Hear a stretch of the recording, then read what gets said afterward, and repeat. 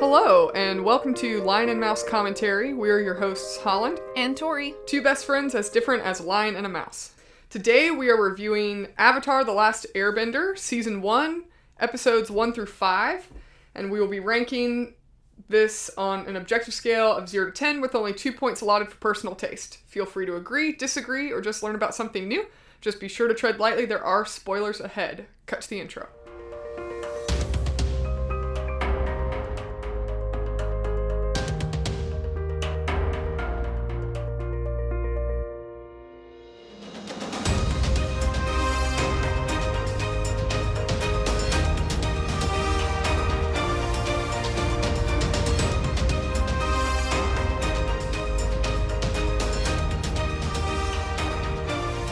Alright, welcome to the Lion's Den. For our new listeners, we will be breaking down the scoring system by category as we go, but the full breakdown is also available on our website. So let's get started. So I actually chose today's topic. I chose Avatar: The Last Airbender, the TV show, Season 1, and because of our Stranger Things debacle, we far too long of an episode. Right. We are reviewing episodes 1 through 5 of Season 1. Which is about, an hour and 50 minutes worth of content? Yeah. So, if you want to hear us review the whole show, let us know on our socials or our website suggestion box. So, we just didn't want to do it all in one go. That would be a lot. Mm-hmm. So, some information about this show. It is a TV show that was created by Michael Dante DiMartino and Brian Konietzko. It aired on Nickelodeon. The brief kind of synopsis: the series follows the adventures of the main protagonist Aang and his friends who must save the world by defeating Fire Lord Ozai and ending the destructive war with the Fire Nation. The show first aired on February 21st, 2005, and the series concluded with a widely lauded 2-hour television movie on July 19th, 2008.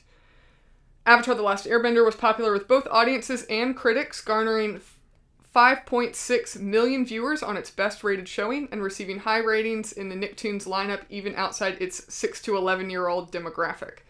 Avatar has been nominated for and won awards from the annual Annie Awards, the Genesis Awards, and the Primetime Emmy Awards, among others. The first season's success prompted Nickelodeon to order a second and third season. The first part of a movie trilogy titled Avatar: The Last Airbender was released on July 1st, 2010, and a live-action reimagining produced by Netflix in partnership with Nickelodeon entered production in 2021. The cast of the animated show includes Zach Tyler Eason, Mae Whitman, Jack DeSena, Dante Basco, Jesse Flower, D. Bradley Baker, Mako, Greg Baldwin, Delisle, that's right. Gray Delisle, and Mark Hamill. It's funny, I stuttered a bit on her name, but I looked it up before we hit record, and I still just flew out of my brain. So, if you haven't watched the show, this is not a blind review. Tori and I refreshed our memories for this episode. We've both watched the show multiple times in its entirety. Yeah, and we're both pretty big fans of the show. So if you want to watch it completely unexposed by us, go ahead. Now's your chance. We're going to be giving a lot of spoilers. However, we're going to do our best to keep spoilers limited to these first 5 episodes that we're reviewing. So if you have watched the first season, or if you've only watched the first 5 episodes, it should be safe for the rest of the season if you want to, or the rest of the show if you want to continue to enjoy it then. So, that being said, Tori, you can go ahead and get us into our first category. Okay. So for TV shows, our first category is plot, story, and cohesion, including resolution through a season, even though we won't be getting that far. If we were talking about the end of a season, we would talk about the resolution as well. But we have a total possible 2 points for this category, and I gave it full 2 points. I think that the best way for me to describe this show is it's very balanced. It's a very balanced kind of show. It's got great pacing, it's got great humor, tension, exposition, and all of those things are also balanced with their opposite. So fast-paced things get balanced with slow-paced things, humor gets balanced with serious moments, tension with lighthearted moments, and exposition with visual. And I think for a show that was created for a demographic that's very young. It's just absolutely artistic. And I'm not even just talking about the aesthetics. I'm just talking about as a whole. I feel like this entire show is very balanced. One of the first things I want to talk about, though, is the intro/theme. I think even if you are not what you would consider a Avatar The Last Airbender fan, Avatar The Last Airbender fan, very difficult for me to say for some reason, if you hear water, earth, it's like you know what's coming. Like, it's become so iconic at this point. Everything changed when the Fire Nation attacked. Everybody knows that quote at this point. I will be surprised if you don't. But not only that, but it's a wonderful first story piece. Like the first episode, very first episode, the pilot episode, that intro/theme section is much longer. There's more exposition than there is in episodes 2 and on. And I think it's very effective for kind of giving us a base setup of where the world is before we jump in. And I think it's really effective. It's a really great storytelling piece. The first conflict is set up in kind of a simple way. And I think that first conflict is Zuko searching for the Avatar. That's kind of like our base first conflict of the show. And it's kind of set up simply, but it's very soon after the setup of that conflict that you can already start to see that there are story layers to this conflict. We start to see layers of motivation in Zuko, layers of motivation in Sokka and Katara, and even in Aang himself, and sort of all of that. And I think that they give us these layers. They let us see glimpses of these layers without explaining everything away in the first couple episodes. These are story pieces that we get to start unraveling, but they don't unravel so quickly that now we have nothing to look forward to. And because of that, I feel like the characters that we're introduced to in these first 5 episodes already feel very complex without being overly complicated. They're easy to follow, but they feel like real people. And I'll talk a little bit more about that in the character section, but it just kind of goes back to my first thought of like, this show is just so balanced. I think that the world building is so incredible. And the world building is so good that even outside of this show, there are like visual novels and comics that expand upon the world of Avatar that are canon.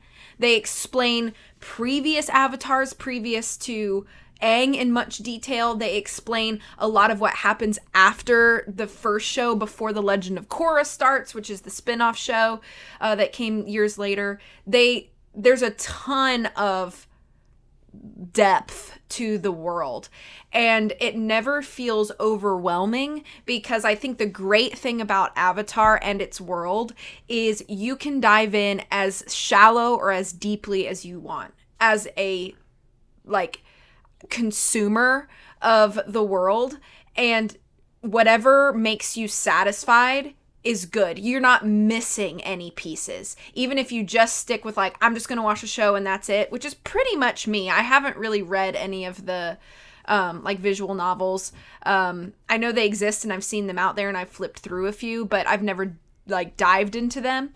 Sometimes I'll go onto the Avatar The Last Airbender wiki and read things because they summarize really well, and it's always amazing to me how things tie together. So just huge props and kudos to the world building, because it's simple enough that I feel palatable to a wide audience, but for those fans who want a little more, a little deeper, there is so much out there that can kind of satisfy that thirst if you are kind of a really deep lore kind of loving fan. I I think it's incredible that like each nation is also presented to have its own customs and culture, but they all kind of fit into the same world as a whole. No, none of the nations feel out of place, but you kind of get this idea that like the Earth Nation and the Fire Nation, they have their own customs and cultures that are important to them and represent them as a people. And I think for a kids show, that's a pretty like well fleshed out idea, is that you do have multiple cultures within this world, and there's still kind of like this underlying desire of like peace through most of the characters that you I guess get an opportunity to see, since the idea of this show is it sort of follows Aang, Sokka, and Katara mainly, and it is a very adventure-based show. So there's going to be lots of episodes that you meet characters that you may only see for that episode or only, you know, appear for a short while. But they help further the story in the world, and then their part is done and the main characters move on. And I think that that's pretty effective for a kid's show, because you get these wonderful sort of like character of the week personalities that are great for the storytelling, and they deliver the piece that they deliver, but nothing ever feels too drawn out, which I think is a good thing as far as like the pacing of the story.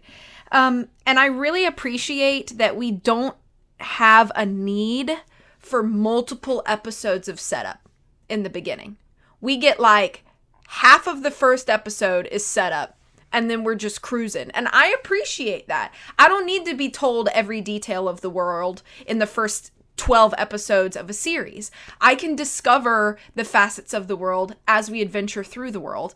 And I think that's one thing that Avatar: The Last Airbender really does well, is that they give you enough information that you're never lost, but they never bombard you with information that is not necessarily relevant to the episode that you're in. And I think it helps keep the episodes at the length they are, which is like 21 to 24 minutes. You know, the typical half-hour Nickelodeon show. So because of that, I think that it really, really shines in kind of just the way that it's built everything, and every story piece fits so seamlessly into the next, that I had to give it 2 out of 2 points. Awesome. Yeah, so I scored this category out of 2 points. I gave it 1.5 points out of 2. So I agree with pretty much everything you've kind of already touched on. I think that the storytelling in general, especially in these first 5 episodes, do a really good job of kind of peeling back the layers, and you're entering into the story. You're not watching it as an outside observer and having everything told to you in the first 3 episodes. You're entering into the world with these characters, and you're learning things as they learn things. I think that's a great way to tell the story, especially in a TV show where the plot is going to take place over multiple episodes, especially a kid's show of 22-minute episodes, where the first season, I believe, has 20 episodes in it. Mm-hmm. So that's a lot of content that you're going to have. And like you said, you could be very easily bored out of your mind if you're just being given exposition for the first few episodes. And of course, for kids, they're not going to sit and pay attention to that anyways. I think that so the episode I kind of did kind of an overview, like a flyover of kind of the first 5 episodes. I feel like episode 1 through 3, which is episode 1 is The Boy in the Iceberg, episode 2 is The Avatar Returns, and episode 3 is The Southern Air Temple. I feel like those first 3 episodes do a really good job of introducing these characters to you and then establishing the plot. Like you said, the intro kind of gives you this big, like, whole world plot that, you know, the Fire Nation attacked, the Avatar has to save the world. So those really high stakes of the entire world are given in the intro, but then these first 3 episodes kind of establish the conflict amongst our main cast. So you're introduced to Aang, Sokka, and Katara. You find out that Aang is the Avatar in the first 3 episodes. You find out that he's been missing. The world's kind of fallen into disarray while he's been gone. You meet Zuko. You also meet Zhao. So you have these two villains, like Zhao and Zuko are villains in the sense that they're villains to Aang, Sokka, and Katara, but then they're also villains to each other. Mm-hmm. So it introduces this really interesting dynamic because now you're like, well, between Zuko and Zhao, like, who am I rooting for here? Because they're both bad, but, Zhao is not so great to Zuko, clearly, in this tension that we're seeing. So it's really good dynamics, and then, of course, the dynamic between Zuko and his uncle Iroh, you're introduced to that dynamic. Sokka and Katara's relationship is established pretty well in the first few episodes, and then Aang just kind of falls right into the mix, and you have this really good trio as your main heroes of the story. And then episodes 4 and 5 is really kind of starts moving the story forward as far as character growth and development goes. So you're seeing how the Avatar and the Fire Nation affect the nations and the world as a whole. So you're seeing the effects of kind of this introduction and the way that that's kind of trickled down into these smaller areas. So like Kyoshi Island and Omashu, you're seeing the effects of this kind of big plot that you've been given to start. Now you're seeing kind of the symptoms of in a way, like the symptoms of the disease and the growth that we're seeing in our characters and these nuances of their character in general in these episodes 4 and 5.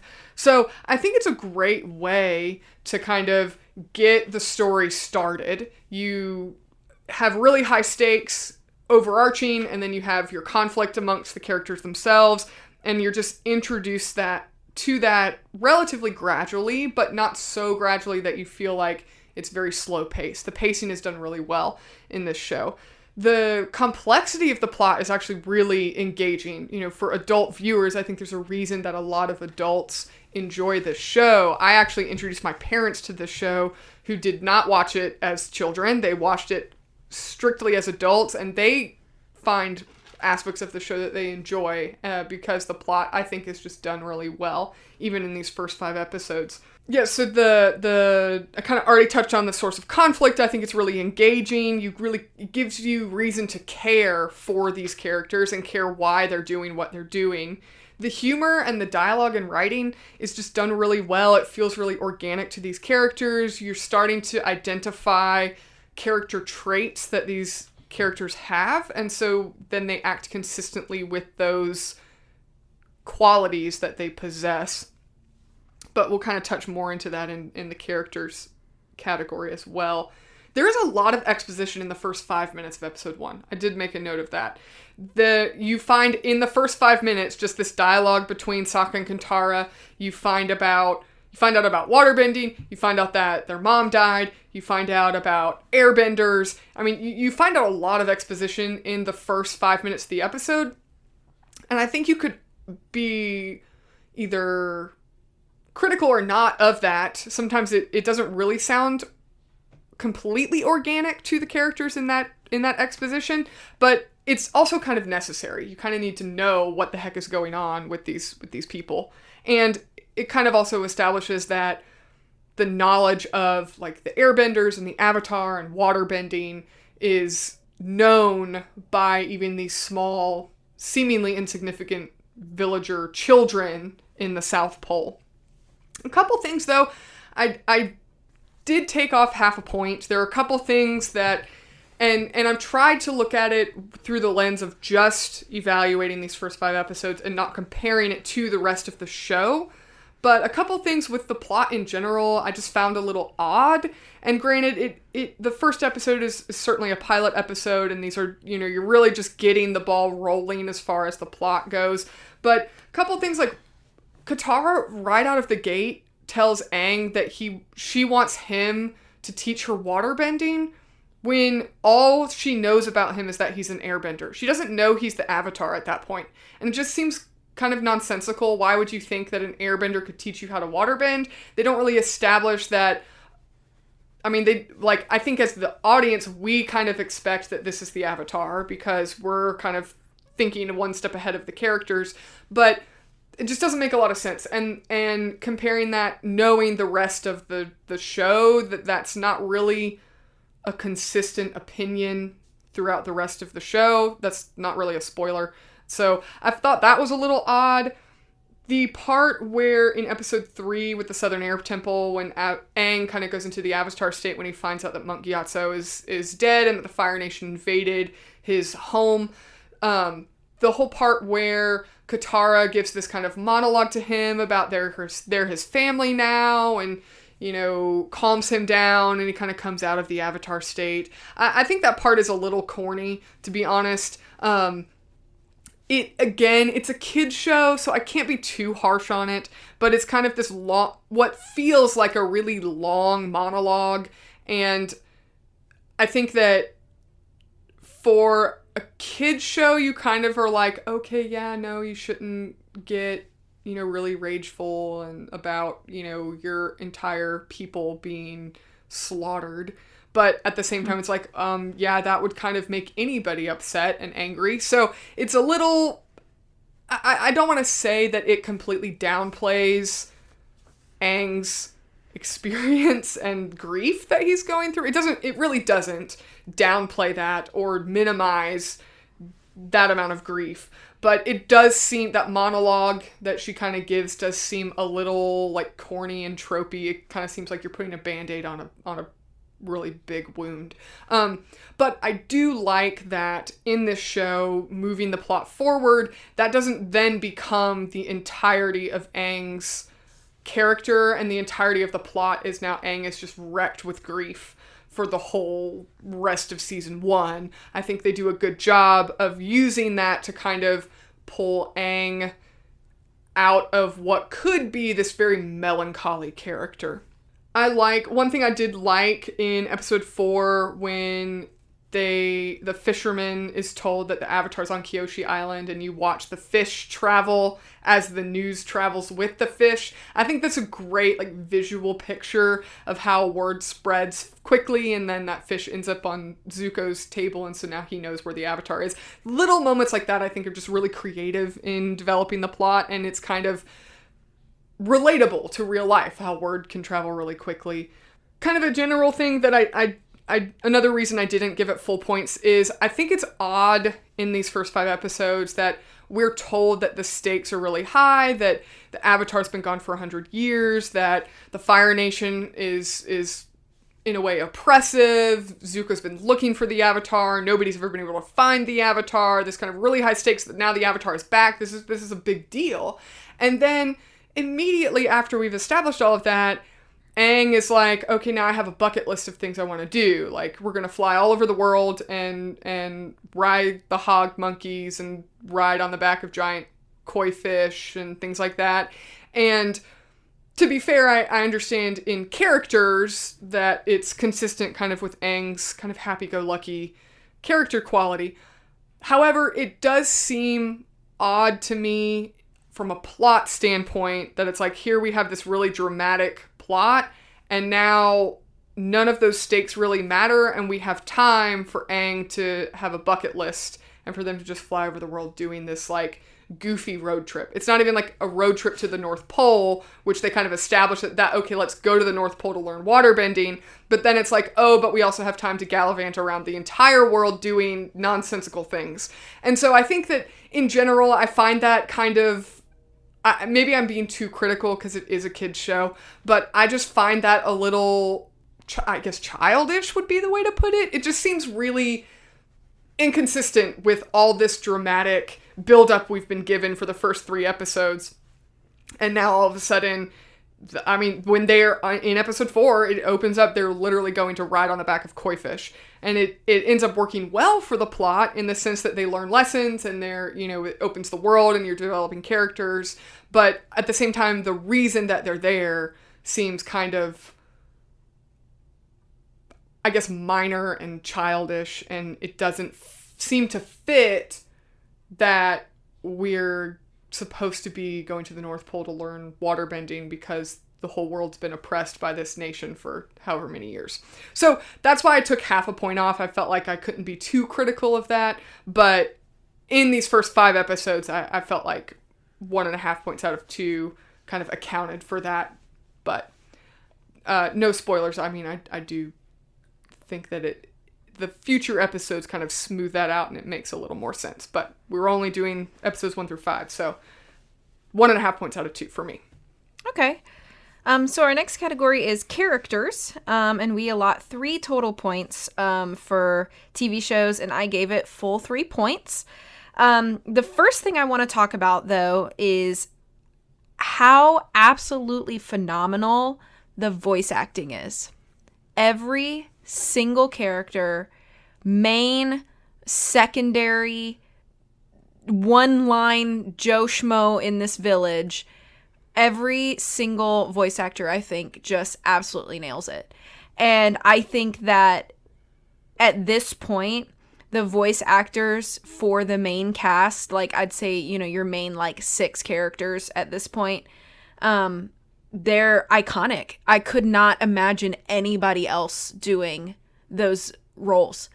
I think that it's something to be commended when you have come to rely almost on those voices to tell the story through your characters. And I think that the voice acting for this series is just so consistently good. So that's my first note for sure. Another thing I think is that I think that each main character and even your bigger secondary characters, they're very distinct, not only in personality, but I noticed even in humor styles.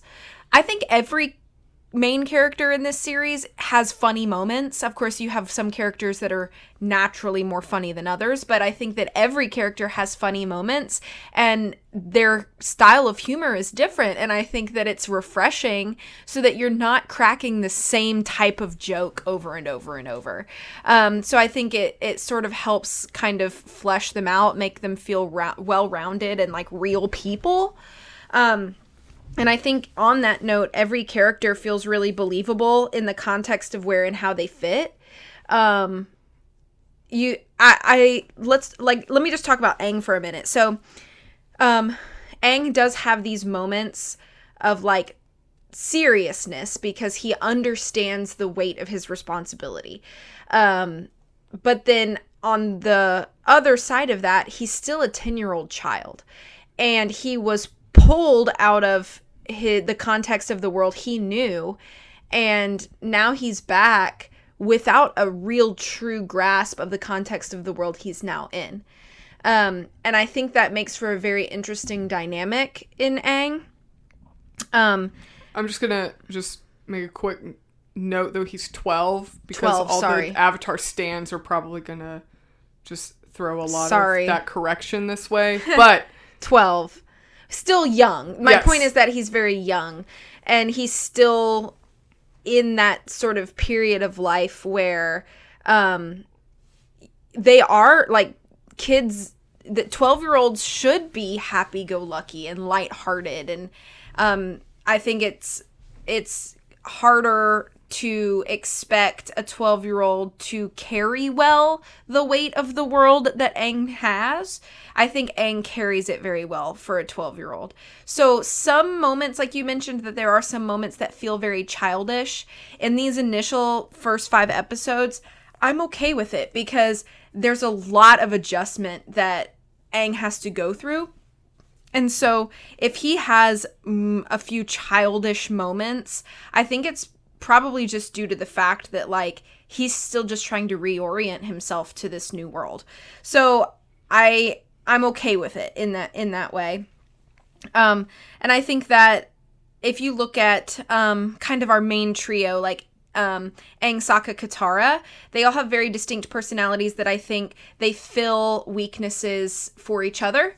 And I think that's really important kind of in any sort of story that's very adventure based, sort of an odyssey, if you will, is you need kind of your main grouping. You need people that are going to be good at certain things over others, and then somebody else in the group needs to be able to fill the deficit in this character. And I think that the three of them do a lot of that for each other. When I was younger, I used to think that Katara was so annoying and boring. And over the years, and discussing Avatar with you too in detail, because we have talked about this show a lot, because it is an important show, I think, for both of us. That now I look at Katara and I'm like, maybe she does have annoying or overbearing moments, but she's what those two boys need, especially in the early parts of the show. And she carries a lot of the responsibility in a different way than I think Aang and Sokka do. I think everybody has their own responsibility, and they feel the weight of that responsibility. And I think for Katara, a lot of that responsibility is the weight of making sure the two of them, being Aang and Sokka, are taken care of so that they can efficiently do what they need to do. So I think a lot of Katara's responsibility boils down to her feeling like she is gonna take over kind of the nurturing of the group. And I think she does it really well. And then I think for Sokka, a lot of his is like, he feels like, I think for Sokka, a lot of his is like personal responsibility because he's not a bender. And I think that sometimes we see kind of through the cracks of Sokka's facade to kind of, I think he can sometimes feel inferior because he's not a bender. And so he wants to try so hard to make up for that in other ways. And so you see a lot of Sokka like really trying to like overcompensate, I think, for whatever the situation may call for. And I think that's why he sometimes is clumsy. I think at this point, I feel like I'm maybe extrapolating or diving too deep into some of these characters. But my point is that they all have sort of a similar, obviously the goal is the same, the end goal is the same, but they all have different ways that they tackle these things. And I think for a kid's show, it just makes them feel so fleshed out. And it's just so rare, I think, to see characters that feel this believable in a children's 30-minute Nickelodeon show. Even characters like Zuko, it's like we're introduced to him and we're like, oh, dude, this guy is bad news. Who knows what he plans to do with Aang. We're not given a lot of that information in the beginning, but we still see kind of chinks in his armor too. And like, why is he motivated to chase after Aang? Okay, so obviously there's been a falling out with his family and his kingdom. He's seen as an outcast now. Why is that? And we get like small pieces of his story as well. And I think it just helps that no character in this series feels one-noted or flat. We're given the opportunity to see these people as people and not just as characterizations of a personality. I think that's just really to be respected. I feel like I kind of tangented there. My last note is simply Cabbage Man appears. His first appearance is in these first 5 episodes, and he's also very iconic, I feel like, so it was good to see him. So that being said, I think characters definitely deserves 3 out of 3 points. Yeah. I also gave this 3 out of 3 points for characters. A lot of what you said, I completely agree with. Like, these characters are so believable as they're portrayed. The kids feel like kids. Like you said, Aang, yeah, he does act childish. He has these kind of carefree, cheerful, tendencies, but then he also has this very strong moral compass, and he's completely fearless. And I think that as a protagonist, it makes him such an admirable character, and yet he's still very believable as a 12-year-old boy, like you said. Sokka and Katara's relationship with each other feels like an organic brother-sister relationship. Likewise, Iroh and Zuko's relationship feels like an organic kind of uncle-nephew relationship. You see Iroh has this sort of mentor relationship with Zuko, but then Zuko's the prince and has, an attitude problem and kind of bosses his uncle around and isn't very respectful. And yet you see this level of grace that Iroh extends to Zuko in these first few episodes. And so that it's an intriguing dynamic that they have when Zuko is clearly this younger, hot-headed, character, and then Iroh's clearly, very knowledgeable, especially about bending and things like that. So they have a really interesting dynamic, but it's also very believable. They act consistent to their characters. Overall, these first 5 episodes really establish personalities and qualities of the characters that do remain consistent throughout the show. So it was neat to kind of have to look at this, kind of microscope the lens a little bit and only talk about these first 5 episodes, because you really see, if you're familiar with the show, the rest of the show, you really do see consistency amongst these characters in these first 5 episodes, and then you see that carried on throughout the rest of the show. I think bringing in Commander Zhao as kind of an antagonist to these antagonists is a great move in the characters. It makes Zuko and Iroh seem less invincible. They seem to have vulnerabilities. They have, external pressure put on them. They're kind of hiding the information that they have. It makes it very interesting and enables the viewer to learn more about our villains of this story. I think that Zuko as a character, you find out that he's been banished for 2 years. He needs this avatar to kind of remove himself from this outsider position to be back into the Fire Nation. And yet, with this conflict between him and Zhao, you see him have this moment of honor. And Iroh commends him for that. So you see these underlying qualities in Zuko as a villain that are admirable qualities. So he's not the most evil villain, because clearly Zhao is this underhanded, kind of dirty antagonist to Zuko. So in that way, I think that it's really interesting. It makes him a very interesting villain. He's not just this one note, evil man up in a tower that's just evil and you don't know why and don't know anything about him. Sokka and Katara, I just think they're great characters. Their dynamic between each other is great. And then their relationship with Aang is really good too. Sokka's kind of this typical older brother.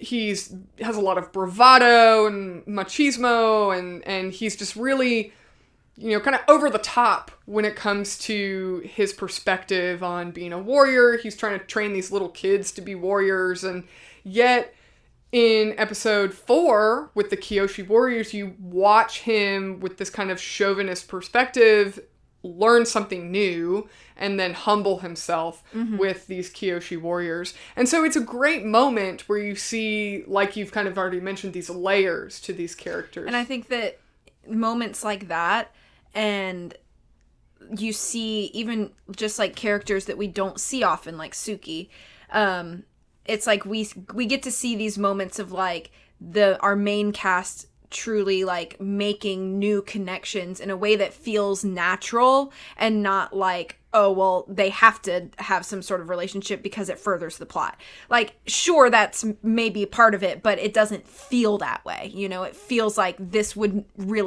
really happen like this. Right. It just makes their character qualities and their relationship and interactions with other people just feel very organic. So they're just so well developed.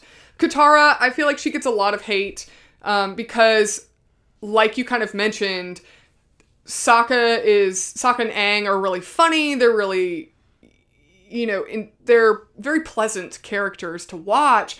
Yet, if they were left to their own devices, it would probably be a disaster. Especially, you see Aang's kind of, maybe scattered. Like I mentioned, like he has this bucket list to go all over the globe. And if you watch, really analytically, the places he points to on the map are literally so inefficient, this route. All the way across the globe.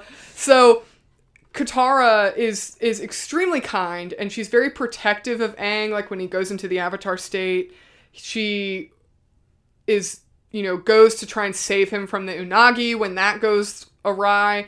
And she's not necessarily the fun character, but you see these qualities in her that she's fearless, she's she's thoughtful. She's the one that's going and buying groceries when they're on the Kyoshi Island because they need to pack things for the trip. And it makes sense because you find out right away in the first 5 minutes of the very first episode, here she's been taking on all these roles because her and Sokka's mom have died. So it just makes a lot of logical sense that for a young girl who's lost her mom, that a lot of those roles of kind of making sure there's food on the table, making sure the clothes are clean, making sure, all of those roles that probably typically fell to her mother, she has filled those needs. And so that translates into her character in her relationship. I think a great Katara moment is when they go to the Southern Air Temple and they see the Fire Nation helmet. And at first, they call over Aang to come see, like, this is proof that Fire Nation has been here and it obviously hasn't gone well. And then at the very last second, she changes her mind and she hides it with the snow. And as Aang walks away, Sokka says to her, you can't protect him forever. And she just has nothing to say because she knows that Sokka is right logically, but she feels this heavy responsibility to like protect, I guess, his mental state or emotional state. So it's like you kind of see that conflict, that burden on her, and she doesn't really know yet how to navigate it. Yeah. And it's still kind of like we kind of have mentioned earlier, if she was an adult character, you would kind of want to chide her for being that, I don't even know. Helicoptery? Overbearing? Yeah, overbearing, I guess, or overstepping that boundary, and like Aang has a right to know what happened to his people, and Sokka kind of sees it as like he has to know the truth. And so, however, she's a child, she's still learning to navigate the world. And so it still feels like an organic decision that a, 13, 14, 15-year-old girl would make that call, even though it may not necessarily be the wisest decision for an adult to make. It does seem organically like a decision that a young teenager would make. Last kind of note I have, I think Suki in episode 4 and Bumi in episode 5 are great foils to Sokka and Aang to kind of show their weaknesses and then also show their potential as to who they can be as characters. They utilize, and I guess this could kind of fall into plot and story because they're used to kind of develop the story. However, I think they're great characters that are introduced. They're fun, they're enjoyable, they have great qualities, they're admirable characters, and yet they're used very cleverly to show, like for Suki to show in Sokka and Bumi to show in Aang, areas of weakness in these characters that are not necessarily negative aspects of them as a whole, but areas where they can improve, and then they push these characters to a better potential.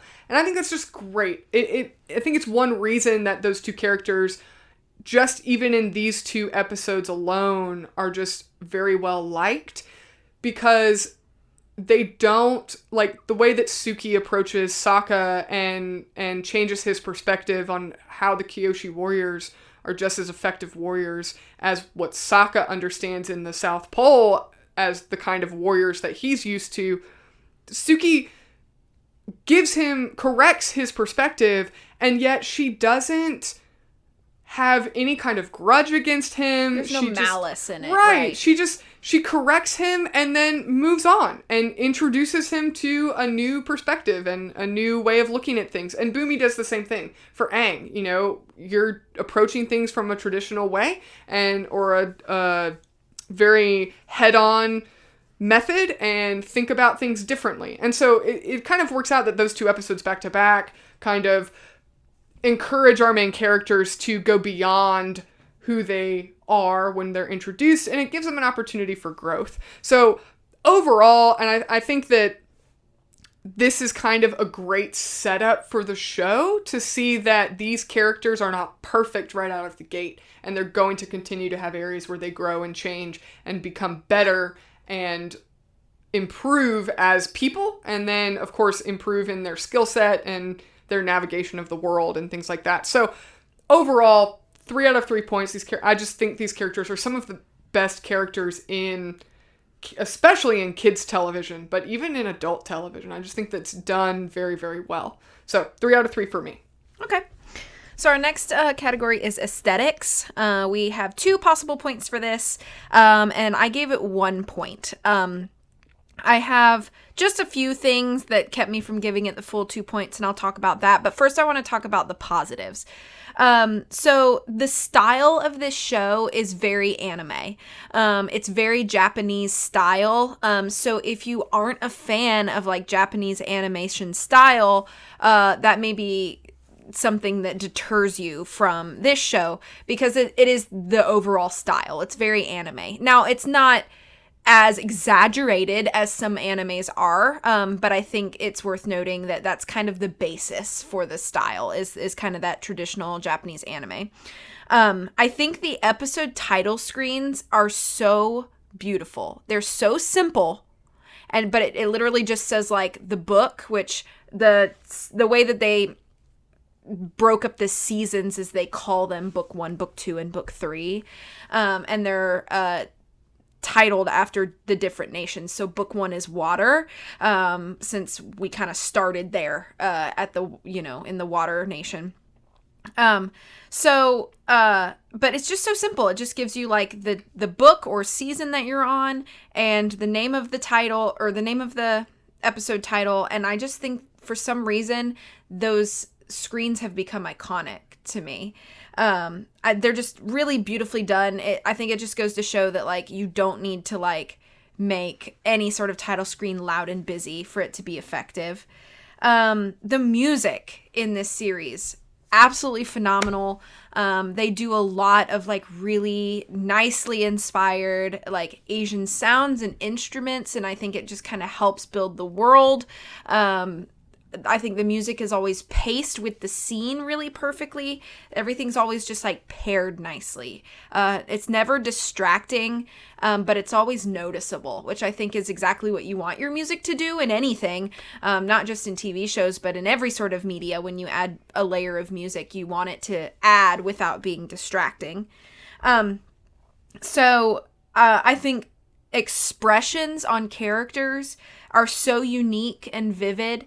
They so perfectly mirror and I guess extrapolate on the personality of that character, the emotion that they may be feeling. Sometimes it's funny, and I think that's okay to have like the very exaggerated expressions, but even when we're not exaggerated, I feel like the expressions on characters are just so well animated that even without dialogue, I think in animation, it's harder to achieve this, but they do achieve this very consistently in this show, is that when there is no dialogue, you can still read a character based on their expression. That's much easier to do with a live actor because it's much easier to catch nuances in face with a real person who can control the muscles, of their face as at will.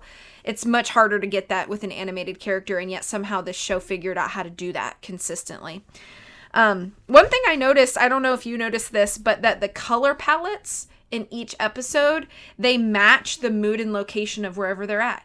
So I think that's to be commended. We don't have like one color palette that we stick with through the whole show. Right. Of course, you have like Aang's airbender outfit is always going to be that orange and, yellowy kind of palette, and that's kind of like the palette of the air nomads. And then you have the blues for the water, and so that's what Katara and Sokka are wearing all the time. So you have some things that don't change, but when the characters change locations, the color palettes around them change to match. And I think that's just like a small detail, but it really does make the world feel real, because it feels like we're in a new place, and this new place does look different and sound different. And so you really feel that sort of sense of adventure because everything is changing in a way that feels like natural change. That's just something that I noticed this time that I've never really thought about before in the show. And then there are great editing moments. The one that I really want to talk about is in episode 5, there's the mail chute scene where they're in those like cement or stone baskets that go through the mail chutes, and then there's one part where they get off the rails and they go right in front of these Earth Nation soldiers or guards or whatever, and it stops. It's very like sitcom-y, and like all of their expressions are very like funny and exaggerated, and there's some narration over it, and then it continues. It just feels different than anything we've seen before in editing, but it doesn't feel so out of place that you're like, whoa, what was that? But it's just like a funny moment. You laugh, you know, because it is exaggerated in such a way that, you know, the humor is very evident that this is supposed to be a lighthearted moment. But it's just really good editing kind of overall. The elements are animated very well. The way that they animate the water is different than how they animate firebending and, you know, earth movement and air. Like all 4 styles of bending have a slightly different animation style to it. And I think that's realistic because those 4 elements have different properties to them. And so they should be shown visually to have different properties. I don't want my firebending to look like waterbending. I wouldn't buy it. So the fact that, you know, the firebending is usually very fast and wide, there's a lot of like a sense of I guess a lack of control when you see firebending happening. You know, waterbending is usually slower. Everything is much more round, that sort of thing as far as animation style goes. It's something that, you know, we see right in the beginning of the show and then continues on through the rest of the series. And I think must have been something that they had to like work hard at, since it is 4 different styles. And then not only that, but each bender of each style has their own style. So they have to change the animation to match the bender. It had to be more work than I would imagine. And I just want to give acknowledgement to the animators for all of that work, because all of those aesthetics really, if you're thinking about it, any sort of show like this, every facet of your show, the purpose is to further the story, even if it's not a story device. So even things like animation, they're there to further your story and further your believability. And I think most of the aesthetics do. Now, here's my critique and why I only gave it 1 out of 2 points.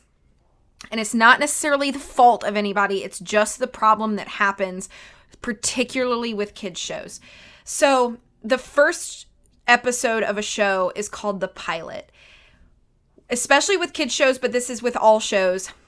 You have to have something to submit to a networking company before they will greenlight your show. And that's a pilot episode.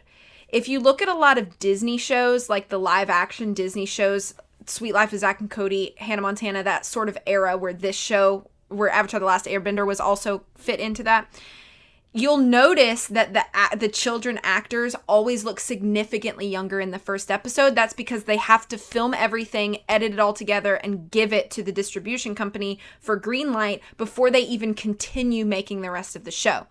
I'm assuming that happened with this show too, because that's the typical. But because of that, the pilot episode looks a little rough now. And there is improvement after that first episode, but if you had never, ever seen Avatar in your life, which I'll be surprised, honestly, if that is you, but if you've never seen it ever in your life, you don't even know, and you were to start and you watch that first episode, you might be like, this is a little gross looking. And it does, maybe gross is too harsh of a word, but it is significantly choppier. I think just the lines, coloration is not as good. Just things like that, that I think later in the show really comes into itself, are missing out of that first episode. To the point where I significantly noticed it on this rewatch, where I was like, ugh, it's kind of, even the sound quality is a little bit, I wouldn't say it's crackly. It's just not as smooth. The sound mixing and editing is not as smooth.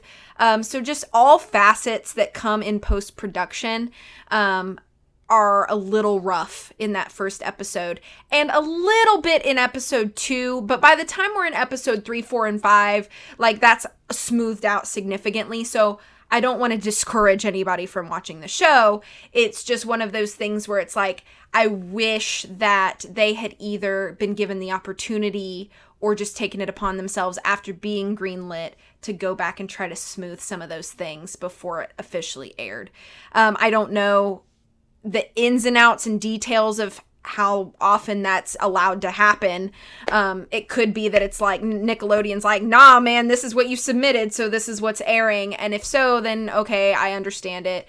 But it is noticeable. So because of that, I only gave 1 out of 2 points for aesthetics. Alrighty. Well, I actually gave it 2 out of 2 for aesthetics. I feel like this is pretty consistent. In general, Tori tends to have just a better, more critical eye for aesthetics than I do.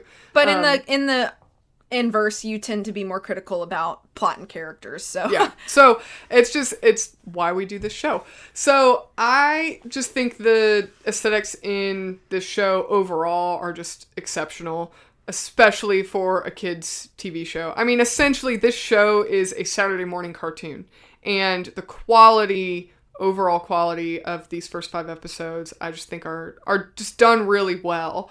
The art style, like you said, you kind of already touched on, it's extremely consistent throughout these first 5 episodes. We don't see a gross meaning large change in the animation style of the characters. Because like you did mention, with pilot episodes, a lot of times we will see characters in the pilot episodes have a very different animation style or different proportions or different expressions or different clothing, a lot of differences between the pilot and the main, or I should say the greenlit episodes. But we see a lot of consistency with that. The score, you already touched on, I love the music in this show, and you can already hear in the first 5 episodes, you hear moments of repetition. So similar segments of the score are used for specific needs of emotional intensity, or certain areas have different kind of soundtrack to it. If there's something comical happening, the score is going to kind of repeat the similar lines. So I think it's already just in these first 5 episodes, we're hearing consistency in the score from episode to episode. The sound effects, I love the slide whistle sound effect that they use for humor. In episode 5 is the first episode where they do a lot of gong noises and stuff too. Yeah, and then in episode 5 is one of the first moments where somebody tells a bad joke and there's silence, and then a random cough is heard off screen. Yeah. It's just played really well without it being overplayed. It's not forced. The lighting in this show, I noticed in prepping for this episode, the lighting is just done so well. The one scene in particular, when the Fire Navy ship is sailing through the fog, it looks so good. Yeah. It looks like a lot of the scenes in the Fire Nation ship too look really great as far as lighting goes. Yeah, and then with the lighting in episode 4, when Kyoshi, the village is on fire, that dynamic lighting changes when Kyoshi is burning, and then it's almost like there's a film over the camera lens, if you will, that just paints this very different mood when Aang is kind of looking at this town being burnt by the Fire Nation. It gives a lot of the lighting is used to reveal to the viewer kind of this internal viewpoint that these characters are having. I think it's just done very well. I really like the visual contrast scene where Zuko and Sokka are both preparing for battle, if you will, and just that visual contrast of Zuko being, kind of dressed by his armorers, while Sokka is putting war paint on in a tent by himself because he's his village's only warrior. And so that contrast is done really well. Those moments of storytelling are done really well. The color palette, where we see in kind of the first 2 episodes especially, this Fire Nation is, a lot of iron, metal, reds and blacks versus these very soft whites, blues of snow and the Water Tribe, and then these greens and golds and browns in Kyoshi Island and Omashu that really have these earthy tones. And those, continue to remain consistent in the show, but this is in these first 5 episodes, we're really introduced into kind of the visual aesthetics of the Fire Nation versus the Water Tribe versus the air nomads, even in the Southern Air Temple, versus the Earth Kingdom. So we're seeing these kind of color palettes being used, like you mentioned, and they pertain specifically to the nation where our cast is adventuring. Aesthetically, in general, overall, I really like that this, like I kind of said, it's a Saturday morning cartoon, but aesthetically it follows its own rules. So you have moments where the characters may have a more exaggerated expression, or there's a moment of like editing, if you will. Like you mentioned, that's that scene where the male cart kind of lands and there's this freeze frame moment. Like, it's played off as a film choice and not that the whole world suddenly froze. Right. So it doesn't have these moments where these characters suddenly defy the laws of physics in their own world, or they have a facial expression that's unbelievably comical. Although there are some moments where stylistically they kind of may develop this more anime-looking, cartoony-looking expression. Exaggeration, just for effect, but it's not like you have a character that looks one way and now all of a sudden you have a character who aesthetically looks completely different because it's a cartoon. You can have people look like anything. No, they all have the same structure. The animals follow the same proportions and things like that follow the rules of their own world, if you will. One of the biggest reasons I gave this full points is because I feel like with this show, and it's going to be difficult in reviewing future episodes of this show, with this show, aesthetically, I just felt like I had to give a lot of weight to the bending, aesthetically, the visuals of the bending in this show. So the different bending styles, fire, water, earth, and air bending are all based off of real martial arts styles. And so the stances are just completely realistic. The movements and motions and kicks and punches and acrobatics, it's all very grounded and based on very real martial art techniques, which is so respectful to those martial arts, and then also is just very visually appealing to watch. It is just so great to see just the combat, particularly Zuko versus Aang on the ship in episode 2, and then of course the Agni Kai scene with Zuko versus Zhao. You watch with Zuko versus Zhao, you watch these 2 firebenders, like you said, that have very unique styles in and of themselves, and they're performing these combat moves that are just fascinating to watch, and it looks like you're watching real people fight. It could have been so easy for the bending in this show to aesthetically be very cartoony and so outlandish, it doesn't even seem humanly possible or real. Granted, it's not humanly possible. I completely acknowledge that all of this bending... But you have a good suspension of disbelief watching the show. I mean, it's like you recognize that this is an animated show and people cannot bend elements, but because of how well it's all done and animated, it's like you're buying it when you're watching it. Right, and it's like it's following its own rule. Like, Aang bends the air around his glider to fly. He's not just all of a sudden floating up in the air like Peter Pan. He follows his own rules. And I think that another thing, and I couldn't decide if I wanted to mention this in the plot and story or in the aesthetics, and I think it really does fall more into the aesthetics, that the bending just feels organic. Like when Zuko melts the snow off of his own armor, that's just a very human thing to do with bending. It's not like bending is only reserved for combat. Right. Katara's trying to catch a fish in the first episode. Like, if you could water bend, why wouldn't you try and catch a fish? Things like that are just very organic to the characters, and then you can tell that aesthetically they really thought into how would a waterbender use waterbending? How would a firebender use firebending in just a day-to-day? So I just think overall it's so well done, and these first 5 episodes set it up so realistically, yet aesthetically you're watching a bender fight a non-bender, and the bending isn't so overpowered that anyone who's not a bender is just hopeless. You know, in watching Sokka and Zuko fight in that first, you know, I think it's in episode 2, actually. Sokka and Zuko fight each other, and you don't watch that and say, oh, well, Sokka's useless because he's not a bender. He kind of gets his butt kicked a little bit, but you see that because Zuko is a professionally trained warrior, and poor Sokka has been holding down the fort by himself without professional training.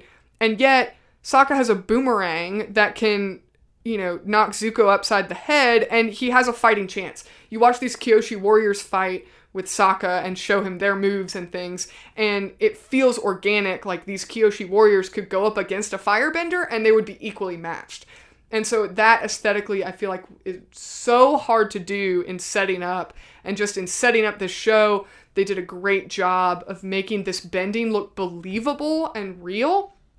And also make the martial arts that they're based off of look really appealing and just visually beautiful. And yet balancing the non-benders with the benders in having equal footing against each other in some form of combat, if that were, you know, to occur in the world. So for that reason, I give it 2 out of 2 points. I think a lot of the weight of that I kind of put into, you know, just general aesthetics, which you touched on a lot, but then also just the amount of work that went into creating this bending is just phenomenal. So 2 out of 2 for aesthetics for me. Okay. Next category is personal taste and preference. This one was my hardest one to rank. And I gave it 1 out of 2 points, but I want to hold up before you flay me alive. Let me explain. This show makes me feel good. I love this show. It's very clever. It's easily enjoyed. Many ages can enjoy it. It's a show that means a lot to me, that I have rewatched on multiple occasions. Here is why I could not give it full points. If I rewatch this show too frequently, it feels stale to me. And that's why I couldn't give it full 2 out of 2 points. I have to space my rewatches out by usually a couple years at least in order for me to enjoy myself. If I try to watch it any more frequently than that, I feel like I can't, like I don't have the same appreciation for it. So I think that really kind of just boils down to personal taste. Not that I dislike the show, but that I have to take it in enough moderation for me to continue enjoying it. That's really all I have to say about it. I don't want anybody to be like, oh, you're a fake fan because you didn't give it 2 out of 2 points. But that's my reasoning why, is because there are some things in this world that I can rewatch like every week, and I never lose my enjoyment. Unfortunately, this is not one of those. I have to space it out in order to continue loving it the same way that I always have. So 1 out of 2 points. All right. So for me, I gave it 1.5 points out of 2. And I have to say from the beginning, Avatar: The Last Airbender as a show, as a whole, for personal taste and preference, is a 2 out of 2 for me. I'm just going to go ahead and spoil that for you right now. It's 2 out of 2. It's one of my favorite shows. I rewatch it probably about once a year. I really, really enjoy the show. However, we're only talking about episodes 1 through 5. So for episodes 1 through 5, my personal taste and preference is 1.5 points out of 2. I think these first 5 episodes are a great setup and a start to the series. However, season 1 is probably my least favorite season compared to the rest of the show. I would agree with that too. I was trying to pinpoint why, and I think it's probably because I'm not a big fan of their quote-unquote road trip to the North Pole. and kind of like I said, like them just having these kind of random, haphazard visits to these different places at the beginning of the show. It's just, it doesn't make a lot of linear sense to me, and so I just don't find it as engaging. Also, season 1's tough because the characters are still growing, they're still developing, we're still learning who they are.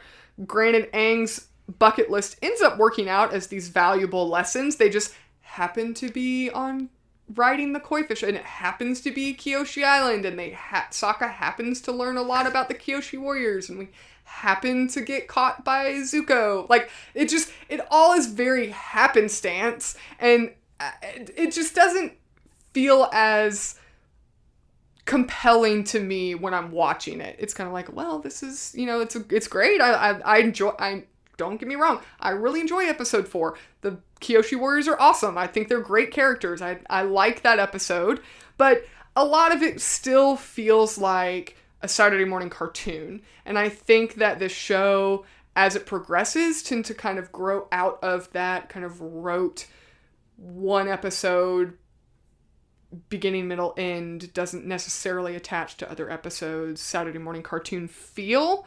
But it's still, this is still new. It's like, it's kind of like, which do you like more? Like a puppy that's just sleeping all the time, or the puppy that's grown a couple weeks and now is fun to play with. Like, it's just, this is still the infancy of the show.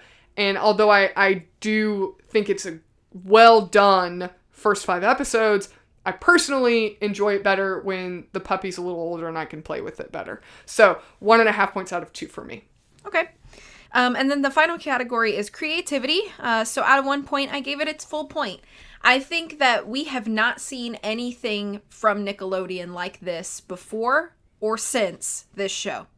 I think that this show did something really great for Nickelodeon in a time that it was really, I think, and I don't know this for certain, but I feel like this was an era where Nickelodeon was probably struggling to keep up with Disney, because Disney was doing a lot of, they were pumping out a lot of new shows that were getting a ton of traction, such as Hannah Montana, Sweet Life, that sort of thing.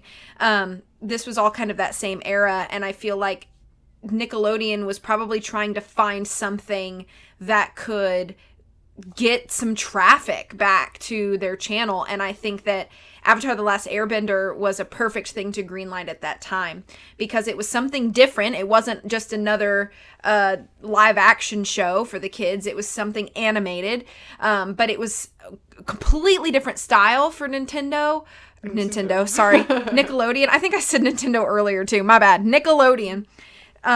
We'd never seen anything kind of like this, and I feel like as a whole, and it did for me and my sister, I think it sort of made the world of anime feel a little more accessible. Before Avatar: The Last Airbender, the only anime I'd ever watched was like Pokemon and like Hamtaro. So I think that this was kind of just like another show that maybe felt a little bit more, I don't know, a little bit more like sure of itself, maybe had some slightly more like serious or mature, and not to say mature in like an inappropriate or like a not age appropriate way, but like more serious themes than I'd ever gotten from anime before. And so I feel like it was something that kind of made it feel more accessible, like that sort of like, Japanese style, that more Asian style animation felt new to me as a kid. I was like, I've never watched anything like this, especially not something that's rooted so much in Asian culture and it's made very apparent in the show. So I think that probably was the case for a lot of kids, not just me. It kind of made me feel like, okay, not all animated shows have to feel the same or look the same. And I think that's to be commended. And really, since Avatar: The Last Airbender ended on Nickelodeon, sure, we got Legend of Korra, but of course I've fallen out of keeping up with what's on Nickelodeon, but at least in those few years after, they threw Korra at us, and that was mostly just for the fans of Avatar. That wasn't like a new thing that Nickelodeon was trying to produce. But after that, I mean, I don't recall anything similar coming to Nickelodeon or any other major children's network. So I think it really, really did cement itself as a iconic milestone of a series. And I mean, it ended in 2008. That was 14 years ago. And here we are still talking about it. It's still on Netflix because people still want to watch it. And I think, you know, as much as me and you enjoy this show and could talk for even more hours about it, you know, there are other people out there, you know, that feel the same way or stronger. You know, there's a reason that they made all of these books to extrapolate on the world and characters. It's because people wanted it. And so I think for that reason, it definitely deserves its full creativity point. So huge props to, you know, the creators of this show and everything that they attempted to tackle and succeeded in doing because of that. It was probably a high risk series, but I hope the creators feel that it was a high reward, because as a viewer, I feel like it was a high reward. Yeah, absolutely. I also gave it full points for creativity, 1 out of 1 points for creativity. At this point, I really do feel like it's iconic. I know that there's probably all of the hardcore fans, there's a lot of debate on whether or not Avatar: The Last Airbender is actually an anime. A lot of anime fans say no, and a lot of people that are more like mild anime fans say yes. I know there's a lot of debate with that, but I would technically consider this a quote-unquote mainstream anime. It, you know, it's wildly different than the traditional Japanese-produced, you know, subbed or dubbed anime episodes that do have a lot more adult themes in them. However, I think that we have to acknowledge that this is just a completely original world. It's an original concept. There's not anything else like it that made it too mainstream, probably with the exception of like Pokemon was huge, and you know, Hamtaro, and other large animes like One Piece or Naruto or, you know, things like that. But even those, you look at those and they're still, sure, the animation styles might be similar, but they're completely different. Right. Like when you look at them like that. Yeah, and the world is so unique and distinct for this show, and even in these first 5 episodes they take a huge undertaking of, in 3 to 5 episodes, they've 20-minute episodes, by the way, these are not hour-long episodes, 20-minute episodes. They've established an entire world. They've introduced you to all 4 nations, all 4 types of benders, all 4, you know, conflicts amongst those regions, and this huge overarching world-ending, you know, the fate of the world's at stake plot. I mean, it's huge. It's a massive undertaking. Like, I don't think I could do that. Technically, if it's 3 20-minute episodes, that's an hour. Like, I couldn't divulge a whole plot like that in an hour and make it easy for you something spicy to understand. What? I was gonna say, if only season 4 of Stranger Things could figure out how to set up their story in the amount of time that they did in Avatar. Right, for real. And then, you know, the other thing I think with creativity, especially with these first 5 episodes, is that these first 5 episodes introduce 4 types of bending, and yet they all seem equally matched. I think that's crazy. It would be so easy to make, you know, fire bending the most powerful type of bending, and then it's like water bending or air. I mean, water puts out fire, sure, but it's like, oh, well, air bending, you're not going to be able to do anything with air compared to throwing huge boulders at people or drowning someone with huge amounts of waves, or, you know, it could have been so easy to make one bending element seem inferior to another, and yet it's all equally matched. And I think that alone would get full points for creativity. But of course, I think the impact of this show, when you consider how, like you said, it's been however many years later, it aired in 2005, and we're recording this episode in 2022, and it's still relevant to talk about Avatar: The Last Airbender. People are still making fan art. People are still going to conventions. People are still dressing as characters for Comic-Con. I mean, it hasn't gone away. If this was just kind of a one-note, boring show, or if it was only nostalgia bait, it probably would have died out by now. But yet it still has the fan base that it had when it was airing. And newer generations are being introduced to this show and finding as much appeal to it as the people that were watching it as children when it was airing on TV. So, that being said, my total score for Avatar: The Last Airbender episodes 1 through 5 is 9 out of 10. Okay, and mine is 8 out of 10. All right. All right, are you ready for some lightning round questions? Yes. Okay, so these questions are going to pertain to the episodes that we reviewed unless I specify otherwise. Okay. So, favorite character? Sokka. Okay. Zuko is probably my favorite character in this episode. He's just so interesting as the villain. I like it. This is a hard question. It is a hard question. I'm just trying to go by the first 5 episodes here. Yeah. Sokka. Yeah. Okay.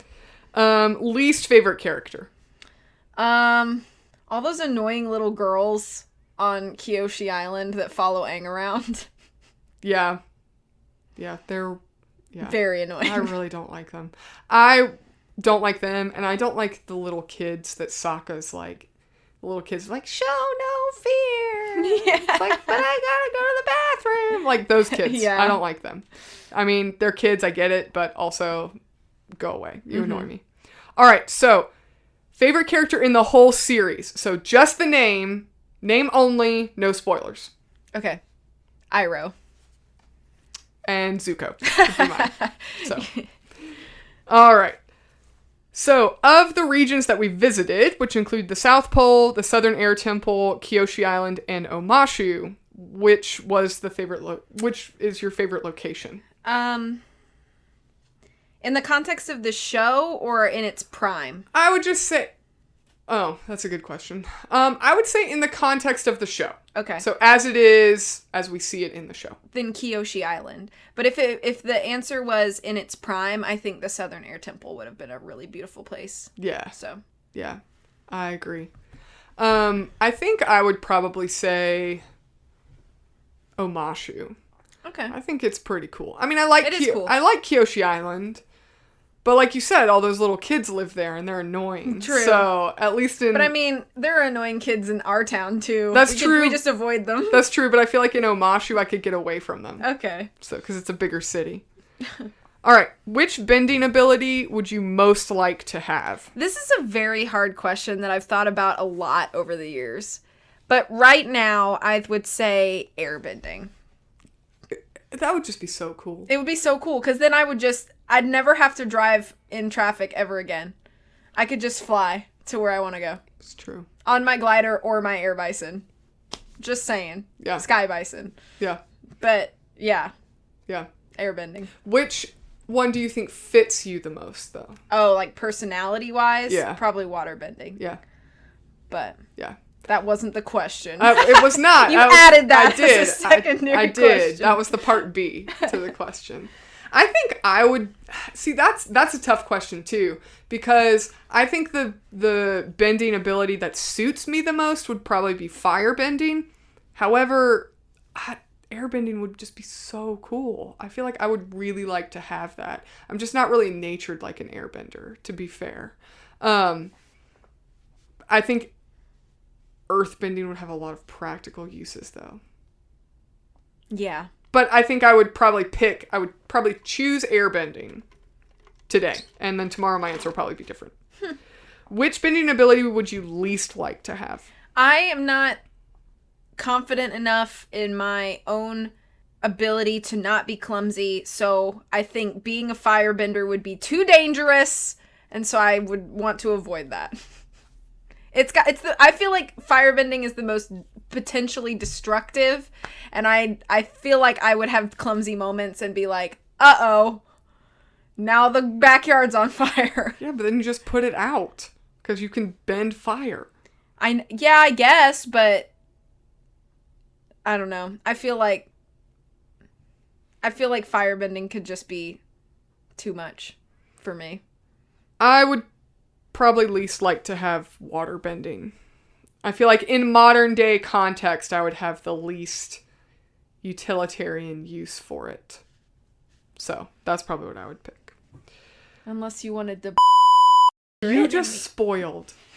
You have to edit that out. You cannot leave that in here. Okay, I'll edit that out. You have to edit that out. I deliberately said in the context of these episodes. Sorry, I'll edit that out. Okay. It was really funny. All right. Which of the 4 nations would you most like to be a member of? Part of me kind of wants. I don't want to live at the South Pole. So I'm gonna say I'll be in the Earth Nation. I think that would be fine. They seem like they just like living their lives, you know, just chilling. They seem like cool people. So I'm gonna say Earth Nation. Yeah. I would not pick, especially with these first 5 episodes, I would not pick the water tribe because I hate the cold. And I would not pick the air nomads because they all died. You know, there's a lot of tension in the Fire Nation currently. Yeah, I mean, but if you're like a citizen of the Fire Nation, it probably isn't that bad for you. You know? Yeah, I guess. I mean, except for I'd be a little scared of my leader. That's true. Yeah. I mean, it seems like a very military-esque nation in these first 5 episodes, so maybe I wouldn't pick the Fire Nation. So that would just leave the Earth Nation. And I mean, like you said, all the people seem pretty happy there. They're just like living their lives currently. Yeah. So probably that. Okay. I would pick Earth as well. All right. So last question is kind of a goofy question. Like nothing else has been goofy. But who would you pick as your traveling companion? So you're going to travel the world and you have to pick one of these people as your traveling companion. Gran. So Sokka and Katara's Gran. The cabbage merchant. The kid from Kyoshi Island that keeps frothing at the mouth and passing out. Why is he in here? Or one of the frozen guards from the Fire Nation ship. Why is the kid from Kyoshi in here? I'm gonna pick... You might want to pick him. No, I don't. I want to pick the cabbage merchant because we would always have something to eat. It would be cabbage. Yeah, it's fine. If you're desperate... He doesn't have any cabbage now. They just threw it over the edge. The Omashu guards just got rid of it. When we get more cabbage, he gonna be making us some cash. We could have cabbage in our soup. We could stuff our cabbage. There's lots of options. I'm picking the cabbage merchant. Don't try to convince me otherwise. I feel like he does not seem like a very fun traveling companion. I would not pick him. Maybe you want to travel and just peddle cabbage. You're going to travel the world and just peddle cabbage. We need some extra travel funds. That's steady income. I would not want to do that, obviously. I'd pick the Fire Nation guy. I mean, he's... The nondescript man? Yeah, that's Frozen. He'd be really quiet. All right. That's who I would pick. I would not pick Gran. No, me neither. I feel like she would be... She'd make me do chores all the time. Yeah. She couldn't pull Although she was weight. really nice. I mean, she's really nice, but like, she can't do any of the heavy labor to help out. That's true. You'd be kind of lugging Gran around. So. Probably have to like carry her on our back, like... You would be Appa. Carrying Gran around. Alright, well, that being said, thank you guys so much for joining us on this episode. We look forward to having you back next time, and don't forget you can follow us on our social medias. Our Twitter is Lion and Mouse Pod, our Instagram is Lion and Mouse Podcast, and our website is lionandmousepodcast.com. You can find all of our notes, our handwritten notes from every episode if you want to go back and read our scores or see any of that. We also have a suggestion box / email box where you can tell us what you'd like to hear next, especially if you guys want us to review more Avatar: The Last Airbender. Please let us know. Or I should say, we've reviewed a lot of media that has continuations. So if you want us to review more of anything we've already reviewed, let us know, because we don't want to bore you guys with more content if you want us to try something different. Also, just as a humble plug, we do have a Patreon page. You can support us there if you like and receive gifts and exclusive content for that additional support. If you like what you heard, or if you didn't like what you heard, please leave us a review on your podcast platform of choice. Giving 5-star reviews really helps the algorithms, and it helps us out with our content and getting more people to get to hear us and join our community. So if you would like to, we would appreciate that. Thank you guys so much for listening, and we will catch you next time.